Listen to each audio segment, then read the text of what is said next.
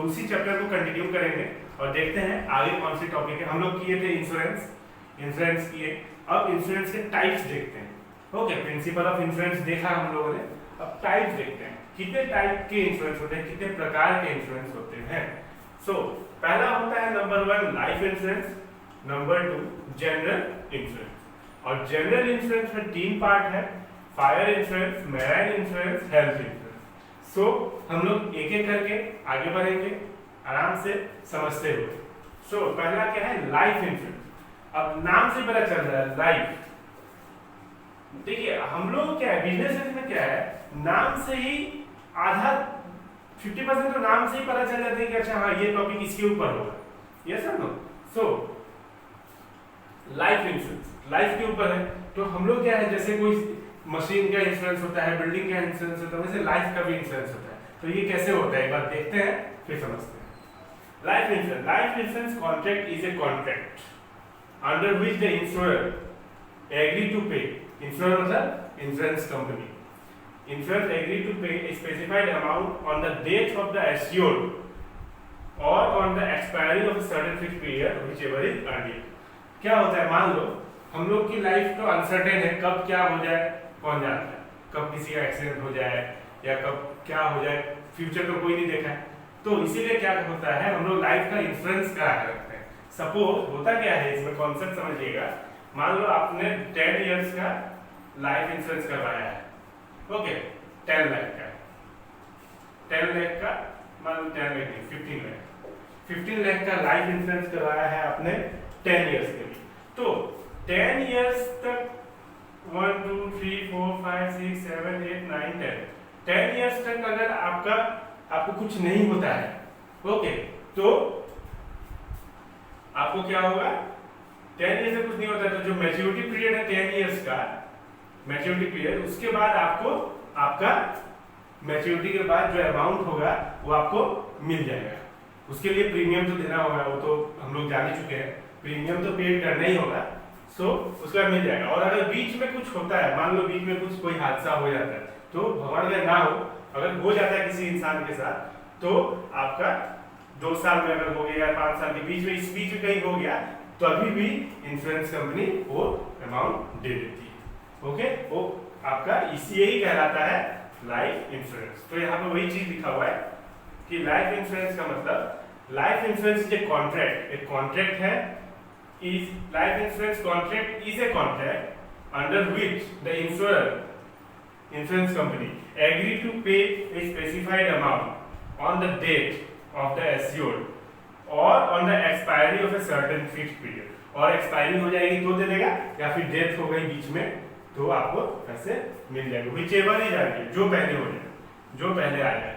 Okay, जो दोनों में से जो पहले हो जाए। मान लो अगर आपका मैच्योरिटी पीरियड हो गया 15 इयर्स कंप्लीट, आपको लाइफ इंश्योरेंस कंपनी वाले पैसे दे देंगे। और अगर बीच में कोई हादसा हो गया 15 इयर्स के बीच में, तो आपको मिल जाएगा, पूरा पैसा मिल जाएगा। जो भी आपका उसमें जो भी डीलिंग होगा, जो भी आपका ये क्या बोला जाता है पॉलिसी में जैसे लिखा रहेगा उस टाइप से हो जाएगा, जो भी एग्रीमेंट होंगे उस हिसाब से हो जाएगा। तो आई होप आपको क्लियर हो गया होगा, कंफ्यूज नहीं होगा। फिर देखते हैं types of life insurance. Life insurance कितने टाइप के होते हैं, मैंने कुछ नाम लिखा है, आप बस देख लो। Whole life insurance, endowment life assurance policy, joint life insurance, annuity policy, children endowment policy. तो ये कुछ नाम है types of life insurance. So अभी बहुत अलग अलग टाइप के लाइफ इंश्योरेंस आ गए हैं। ओके, तो वो बहुत हमेशा पता ही चलता रहता है कि कुछ नया टाइप का लाइफ इंश्योरेंस आ गया, इसका पीरियड 15 इयर्स का है, 10 इयर्स का है, 35 इयर्स का है, 40 इयर्स का है। ओके, बच्चों के लिए अलग, अबव 60 अबव के लिए अलग, अबव आपका 20 to 30 इयर्स के लिए अलग। तो सब अलग अलग टाइप के लाइफ इंश्योरेंस पॉलिसी बहुत सारे आ गए हैं। ओके, तो मैंने कुछ लिख दिया है, whole life policy, endowment life insurance policy, joint life policy, annuity policy, children endowment policy. Okay, I hope आपका लाइफ इंश्योरेंस कवर हो गया होगा, क्लियर हो गया होगा। ये लाइफ से रिलेटेड है, आपका लाइफ का इंश्योरेंस हो रहा है। ओके, सो अब आते हैं नेक्स्ट जो है नंबर 2 जनरल इंश्योरेंस। अब जनरल इंश्योरेंस के कितने टाइप है, 3, फायर, मैराइन एंड हेल्थ। तो पहले आते हैं फायर इंश्योरेंस में, फायर, मैराइन, हेल्थ। तो पहले फायर इंश्योरेंस पे आता है। फायर मतलब आग। तो it is a contract whereby the insurer is consideration of the premium paid undertake to compensate the insured for any loss that may result due to occurrence of fire। अब देखिए, कोई भी लॉस फायर की वजह से हुआ है तब जाके इंश्योरेंस कंपनी वाले कंपेंसेट करेंगे। यही होता है फायर इंश्योरेंस, सिंपल रखने। बस अगर मान लो आपका दुकान है, आपका कोई शॉप है, अगर उसमें आग लग गई, ओके, सो फायर, अगर आपने इंश्योरेंस करवाया है, प्रीमियम रेगुलर पे किए हो, तब जाके आपका कंपेंसेशन और इंश्योरेंस कंपनी फुलफिल कर देगी। But there is a big but, there must be actual loss. Loss actual होना पड़ेगा। ओके, ऐसा नहीं कि जैसे लोग पढ़ते ना प्रिंसिपल, आराम से बैठ के देख रहे हैं कि हाँ आग लग रही है मस्त, तो ऐसा नहीं करना है। ओके, एक्चुअल लॉस होना पड़ेगा। आप खुद ही आग लगा दिए तो नहीं ना होगा, छानबीन करने के बाद ही पैसा मिलता है, कंपेंसेट करती है कंपनी। ऐसे ही कोई भी चीज, कोई भी कंपनी इतनी मूर्ख नहीं बैठी है कि अपना घाटा करके आपको प्रॉफिट दे देगी। ये समझ लो। सो छानबीन करेगी, there must be actual loss, और fire must be accidental. Accidental होना पड़ेगा, कुछ शॉर्ट सर्किट हो गया या कुछ भी हो गया, मान लिया कि खुद ही आग लगा के बैठे हुए हो इंश्योरेंस करा के, तो ऐसा नहीं होता है। ओके, सो इसके एसेंशियल एलिमेंट्स कुछ देख लीजिए, समझ में आ जाएगा आपको। वो प्रिंसिपल से ही रिलेटेड है।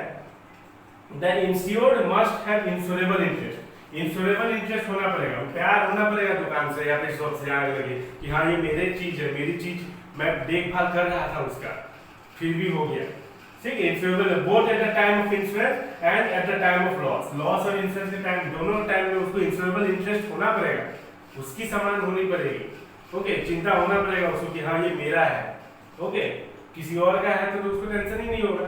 सो number 2, the contract is based on utmost good faith. बस ये तो सबसे मेन है, दोनों पार्टी के बीच में गुड फेथ होना जरूरी है। विश्वास सबसे बड़ा चीज होता है, तो विश्वास रहना पड़ेगा कि सब कुछ सही डिटेल में हो। अब जिस कारण से आग लगा है वो कारण अगर मेंशन है आपके एग्रीमेंट में, पॉलिसी में, तब जाके आपको मिलेगा, नहीं तो उसके बाहर अगर कुछ हुआ है तो आपको नहीं मिलेगा पैसा, कंपेंसेशन नहीं मिलेगा। Fire must B proximate cause. हाँ, कुछ रियल कॉज होना पड़ेगा फायर का, कि हाँ ऐसा ऐसा ऐसा ऐसा कॉज हुआ है, तब जाके आपको ऐसा कॉज है, तब जाके हमारे एग्रीमेंट में है ऐसा कि हाँ आपको मिल सकता है। अगर आपने कुछ अलग ही टाइप का कॉज बता दिया कि हाँ खुद ही लग गया या लगा दे, तो ऐसा नहीं होगा। प्रॉक्सिमेट कॉज होना पड़ेगा, जो हमने प्रिंसिपल में देखे हैं। तो अगर आपको देखना है एक बार, तो फिर पिछले वीडियो जाके एक बार देख लो, principle of insurance, which is one of the most important video for your exam purpose, और जनरली भी बहुत जरूरी है। सो गाइस, आई होप आपको क्लियर हो गया होगा आज टाइप्स ऑफ इंश्योरेंस में। Life insurance, general insurance, general insurance में 3 टाइप्स, फायर, मैराइन, हेल्थ, और हम लोगों ने लाइफ इंश्योरेंस देखा, फायर इंश्योरेंस देखा। Next topic, our next topic is marine insurance. अब ये किस टाइप का इंश्योरेंस है, ये कहाँ यूज होता है ये इंश्योरेंस। सो आप लोग जानते होंगे हर बार गुड्स बाय एयर या बाय रोड नहीं आता है, कभी कभी बाय सी भी आता है। ओके, तो शिप में आता है बड़े बड़े, तो बड़े बड़े कंटेनर्स होते हैं उसमें, तो वहां भी गुड्स डैमेज होने का चांसेस होता है, वहां एनिमी अटैक कर सकते हैं, वहां आपका मान लो कोई वेव आ गया, हाई टाइड लो टाइड, तो ये आपका बैलेंस बिगड़ गया, तो आपका कंटेनर में जो गुड्स है वो डैमेज हो सकता है। सो कुछ भी हो सकता है। तो यहाँ पे लिखा हुआ है कारण, हम लोग आगे पढ़ेंगे। तो ये उसके लिए है आपका मैराइन इंश्योरेंस। सो देखते हैं एक बार डेफिनेशन की ओर। Marine insurance is a contract of insurance under which the insurer undertake to indemnify the insured in the manner and to extend thereby agreed against marine losses. So यहाँ पे जो insurer होता है, जो कंपनी होती है इंश्योरेंस कंपनी, वो risk cover करती है। सो क्या बोला गया यहाँ पे, द इंश्योरर पे a particular sum which is called premium। तो इंश्योरर जो पर्टिकुलर सम पे करता है, इंश्योरर जो पर्टिकुलर सम पे करेगा उसको क्या बोला जाता है, प्रीमियम। क्योंकि प्रीमियम तो देना ही होगा, बिना प्रीमियम का क्यों वो रिस्क कवर, कोई भी इंश्योरेंस कंपनी रिस्क कवर क्यों करेगी, प्रीमियम तो चाहिए। सो इसी को बोला जाता है मैराइन इंश्योरेंस। और marine risk are the perils of sea, storm आ गया, कोलिजन हो गया, capture, seizure, sinking of ship, ship डूब गया, सो कुछ भी हो सकता है, यही सब कारणों से अगर होगा, वहां एग्रीमेंट में लिखा रहता है कि ये कारण होगा ना, तब जाके आपको रिस्क कवर होगा, तभी कंपेंसेशन मिलेगा, अदरवाइज नहीं मिलेगा। ये सर ना, तो ये सब कारण होता है, इसी कॉन्सेप्ट को बोलते हैं मैराइन इंश्योरेंस। आई होप आपको समझ में आ गया होगा। There are 3 types of marine insurance. कितने टाइप्स ऑफ मैराइन इंश्योरेंस है? 3। कौन से? Cargo insurance. कार्गो इंश्योरेंस क्या है? This form of marine insurance include the cargo और the goods contain in the ship. जो गुड्स होते हैं शिप में, उसका इंश्योरेंस। कॉन्सेप्ट ये, जो गुड्स होते हैं शिप में, उस गुड्स का इंश्योरेंस को बोलते हैं हम लोग कार्गो इंश्योरेंस। नेक्स्ट आता है हल इंश्योरेंस। अब ये क्या है? Under this the whole ship is insured. पूरे शिप को इंश्योर कराया जाता है, और पूरे शिप को इंश्योर, उसका मशीनरी, टूल्स, फर्नीचर, सब चीज को इंश्योरेंस कराया जाता है। अब ये कौन करवाएगा? जनरल बात है, सीधी सी बात है, ये मालिक ही तो करवाएगा। Generally owner of the ship, जो ओनर होता है शिप का, वही तो ये इंश्योरेंस करवाएगा ना। सो हल इंश्योरेंस किसे कहते हैं? पूरे शिप का इंश्योरेंस कराने को बोला जाता है हल insurance. Next, freight insurance. Last one is freight insurance. Such insurance provide protection against the loss of freight. Freight मतलब भाड़ा खर्चा। अब मान लो आप गुड्स खरीदे हो, किसी आप मंगवा रहे हो, ठीक है, आप आ रहा है गुड्स, कुछ डैमेज हो गया, अब आया लाके दिया, आपको डैमेज गुड्स देगा, तो generally the owner of the goods को पे करना पड़ता है। यस और नो? तो आप क्या उसको पे करोगे? आप तो उसको पे नहीं करोगे। आप भाई टूटा फूटा सामान ला के दे रहे हो, मैं क्यों फ्रेट पे करूं? तो इसी के लिए फ्रेट इंश्योरेंस करवाया जाता है कि such insurance provide protection against the loss of freight, माने भाड़ा खर्चा का इंश्योरेंस, भाड़े खर्चा जो लगता है उसका इंश्योरेंस। सो आई होप आपको ये marine insurance which is related to sea, आप 2 वर्ड याद रखना, सी, शिप, ये 2 वर्ड याद रखोगे, आपको मैराइन इंश्योरेंस याद आ जाएगा। मैराइन इंश्योरेंस, ये सुनो, सी और शिप याद रखो, पता चल जाएगा कि हाँ भाई, कि जहां से शिप से सामान आ रहा है, मान लो कहीं से आ रहा है मुंबई पोर्ट पे, पोर्ट मतलब बंदरगाह, सो वहां पे सामान आ रहा है, वहां पे आते के समय में कहीं पत्थर से टकरा गया, किसी ने लूट लिया, ऐसा होता है, कोई जगह में शिप को ही लूट लिया जाता है। सो कारण कोई भी हो सकता है, इसके लिए मैराइन इंश्योरेंस है। वो बोल रहा है मैं कवर करूंगा, बस प्रीमियम देते रहो। सो आपको आई थिंक मैराइन इंश्योरेंस समझ में आ गया होगा। इसका सब एलिमेंट्स ऑफ मैराइन इंश्योरेंस देख लेते हैं। वही सब है जो हम लोग प्रिंसिपल पढ़े हुए हैं, आपको इजी लगेगा। ऑटमोस्ट गुड फेथ होना पड़ेगा दोनों के बीच में, इंश्योरर एंड इंश्योर्ड। कंपनी को भी पूरी जानकारी देनी होगी कि ये कारण से आपका गुड्स का डैमेज होगा, तभी हम लोग पे करेंगे। ओके, तो ये पूरा फेथ होना पड़ेगा, मतलब क्या, विश्वास दोनों की तरफ से होना पड़ेगा, सारे कॉज बताने होंगे, सब चीज डिक्लेयर कर देना पड़ेगा कि हाँ ऐसा ऐसा होगा, तब कोई भी चीज छुपाना नहीं है, ना ही इंश्योरर को, ना ही इंश्योर्ड को। ओके, ना इंश्योरेंस कंपनी को और ना ही उस पर्सन को जो इंश्योरेंस करवा रहा है, मैराइन इंश्योरेंस करवा रहा है। इंश्योरेबल इंटरेस्ट में देखिए, the insurable interest must exist at the time of loss के टाइम पे इंश्योरेबल इंटरेस्ट तो होना पड़ेगा कि हाँ मुझे ये चीज मेरा है, मुझे इससे प्यार है, ये चीज मेरा है। Okay, but not necessary at the time of policy was taken. But यहाँ पे एक चीज समझिए, not necessary at the time of when policy was taken. जब पॉलिसी लिया था तब नेसेसरी नहीं था, क्योंकि क्यों नहीं रहेगा, ये ऐसा क्यों लिखा? क्योंकि अभी तक तो आपने गुड्स खरीदा नहीं है ना, जब आप खरीदोगे तब आपका जाके वो हो जाएगा, वो ये सर इसीलिए लिखा हुआ है, but not necessary at the time of policy was taken. जब पॉलिसी आप लिए होगे तब तो आप नहीं खरीदोगे, पहले तो आप करवा लोगे। So indemnity means not for profit. Insurance, marine insurance profit करने के लिए नहीं है। ओके, जितना रिस्क, जितना आपका लॉस हुआ है उतना ही कंपेंसेशन, उतना ही कंट्रीब्यूट करेगी मैराइन इंश्योरेंस कंपनी। ओके, और प्रॉक्सिमेट कॉज, एक प्रॉक्सिमेट कॉज होना पड़ेगा, उसमें एग्रीमेंट में लिखा रहेगा कि ऐसा ऐसा होगा, आपका कोलिजन, कैप्चर, सीजर, फिर आपका स्टॉर्म, सिंकिंग ऑफ शिप, ऐसा वैसा कुछ होगा, तब जाके आपको मिलेगा, वरना नहीं मिलेगा, आपको कंपेंसेशन नहीं मिलेगा। Okay, I hope this one is clear for health insurance. Health insurance आज के डेट में करवाना बहुत ही इंपॉर्टेंट हो गया है, क्योंकि आप देख ही रहे हो मेडिकल कॉस्ट कितना ज्यादा हाई हो गया है। इसको मेडिक्लेम के नाम से भी जाना जाता है।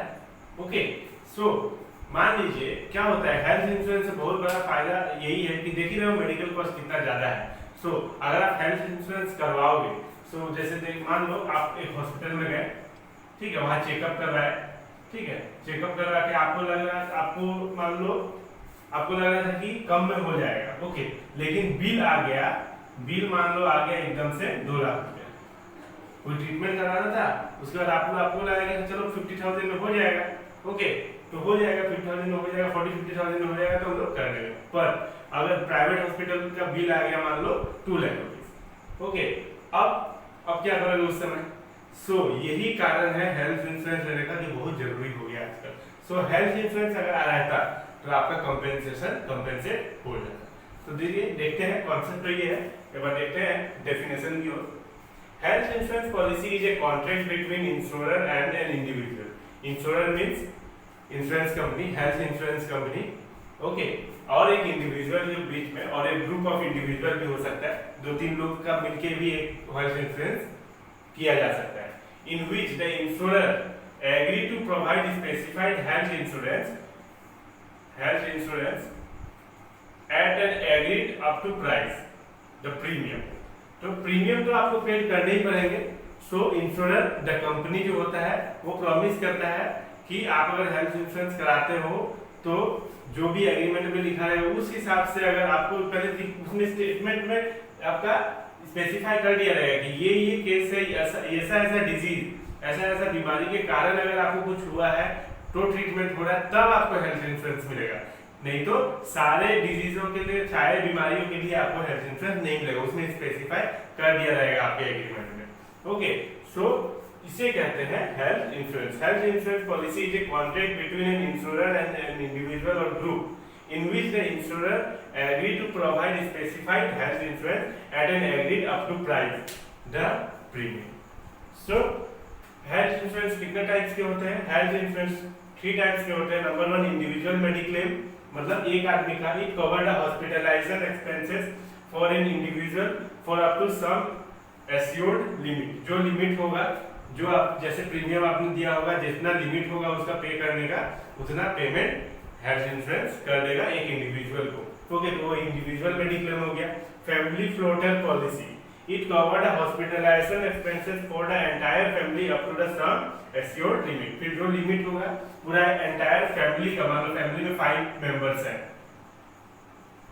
5 मेंबर्स है तो 5 मेंबर्स का टोटल एक हेल्थ इंश्योरेंस कराया जा सकता है। सो अगर किसी को भी कुछ हुआ तो आप उसमें क्लेम, आपको कंपेंसेशन मिल जाएगा जिस हिसाब से एग्रीमेंट में लिखा होगा। फिर आपका आता है unit linked health plan. This policy combined health insurance with investment and pay back an amount at the end of the insurance term. Unit link मतलब this policy combined health insurance, ये health insurance तो है ही, और क्या चीज के साथ combination है, ये एक इन्वेस्टमेंट भी है मान लो।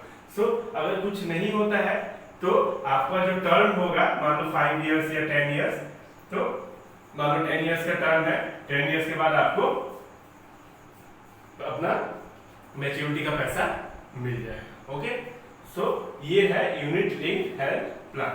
और मान लो आपको पेमेंट करनी है, हेल्थ इंश्योरेंस कैसे पेमेंट करेगा? इंश्योरेंस कंपनी डायरेक्ट हॉस्पिटल में भी लिंक होता है, हॉस्पिटल से भी पेमेंट वो कर सकता है, या फिर आप कर लोगे तो आपका बाद में रिम्बर्स हो जाएगा, ओके। सो ये था हेल्थ इंश्योरेंस। आई होप आपको तीनों इंश्योरेंस समझ में आ गया होगा, life insurance, fire insurance, marine insurance और हेल्थ इंश्योरेंस, चारों।